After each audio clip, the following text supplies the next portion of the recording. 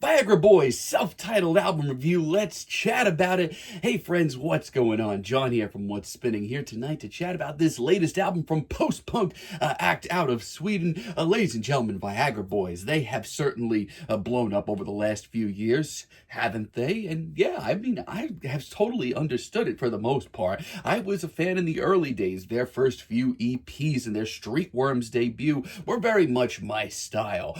Instantly, the band had something that a lot of their contemporaries did not, and that is an overabundance of personality. That sports single alone, that popped off for a reason. Also, the band's sense of humor and their ability to shove toxic masculinity down our throats in a really engaging way, I thought was really entertaining. Now, I will say this, though, as much as I liked Streetworms, this record over here, the Welfare Jazz record, that was much more my cup of tea. It was one of my favorite albums of the year by far, and I stand by it. It had everything that their debut did, but just turned up to 11. Also, that John Prine, In Spite of Ourselves cover on there is absolutely awesome. Now, I will say this, the last time that we heard from them with the Cave World record, I thought it was okay, and yeah, I may have been a little harsh on it in my initial review, but it's still a pretty decent record. My only issue with the record was, I feel like it's almost Viagra Boys playing it safe at points. Even if it is an absolute blast all around, it has some really sharp commentary on it. However, I still don't think it's as good as Welfare Jazz, and I did still think that they were maybe phoning it in a little bit.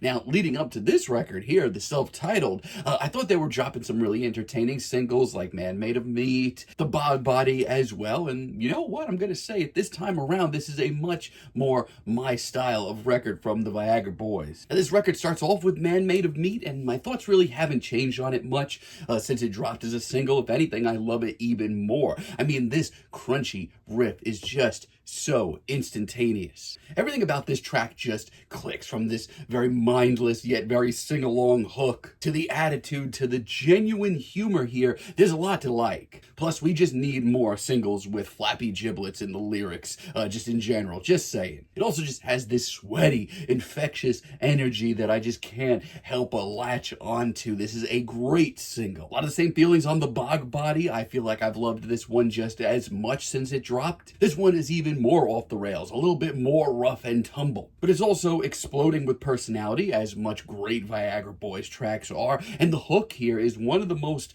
genuinely catchy ones they've brought to the table in a while. Screw getting off the rails. This track was barely on the rails to begin with, and it's just so sweaty and frantic.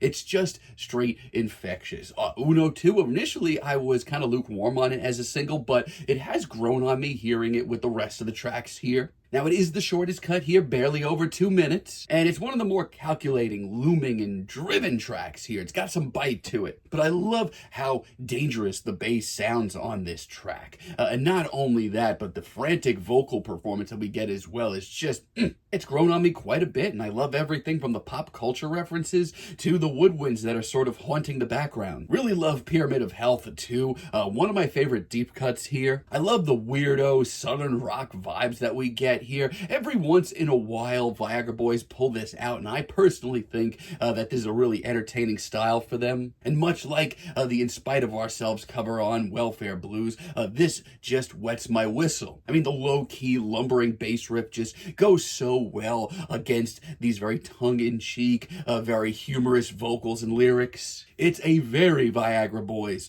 sounding cut. In a way, it's almost like a mission statement for this entire record. But man, does it ever pack a punch, and man, is it memorable.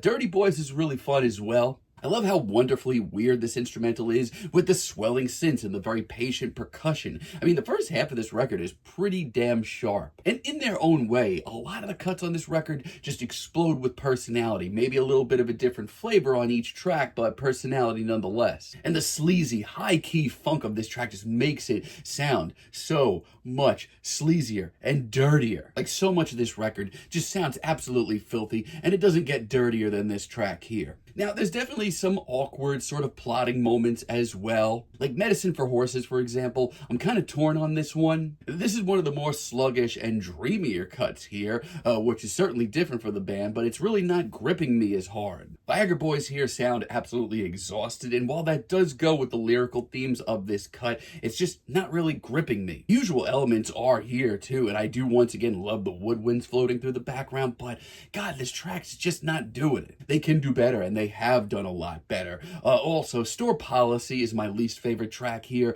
and it really pains me to say that, mostly because I wish I could love this track. There's so much right going on here. The lopsided instrumental and the woodwinds floating through the background once again are so freaking cool. It's also pretty damn quotable, but the vocal inflections on this cut have annoyed me since this album dropped. Completely unnecessary. I mean, the pieces are here, I just wish it was organized a little differently. And River King as a finale, it's just a letdown for me. Listen, there's a lot of more great low-key tunes on this album, but this just, I don't really know what they were going for. It's a sort of piano ballad that's sort of trying to do a couple of different things, and while I respect it, it doesn't really get to where it's going. Now, I feel like it misses the mark. However, for a Viagra Boys record, for me, I personally like this a lot more than Cave World. Like Waterboy, for example, this is the perfect medium for the band. The slacker vibes, the over-the-top vocal performance, the bulky, groovy instrumental that just gets sweatier and sweatier. This is all exactly where I love hearing the band. Production-wise, also, I love just how thick this track sounds. It's so Viagra Boys. It's so memorable, and the one-liners here are just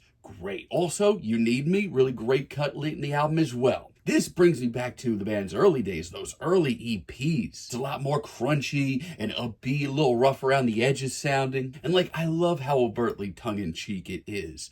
They just don't shy away from certain topics. They really just get in your face, and this is a great example of it. It's incredibly memorable. The wild synth work and wilder guitar work are electric. And I just love the way that this track just doesn't stop until it fizzles itself out. Also, Best in Show Part 4, longest cut here, 5.5 minutes. But it's also one of the most adventurous and truly thrilling tracks here. This band The band very quickly gets on track with some very sunny rhythms, which are very interesting and kind of not what I expected, as well as some patient percussion and some hand claps as well. Not the usual sort of blend of elements from Viagra Boys, but then we get Sebastian Murphy's very long diatribe. And it's heady, it jumps around from topic to topic, it's funny, and honest to God, it's maybe the most overtly Viagra Boys track here. In the best way, it's pretty wowing. Dare I say this track instrumentally gets psychedelic at points. It's definitely different for them, but they certainly own it.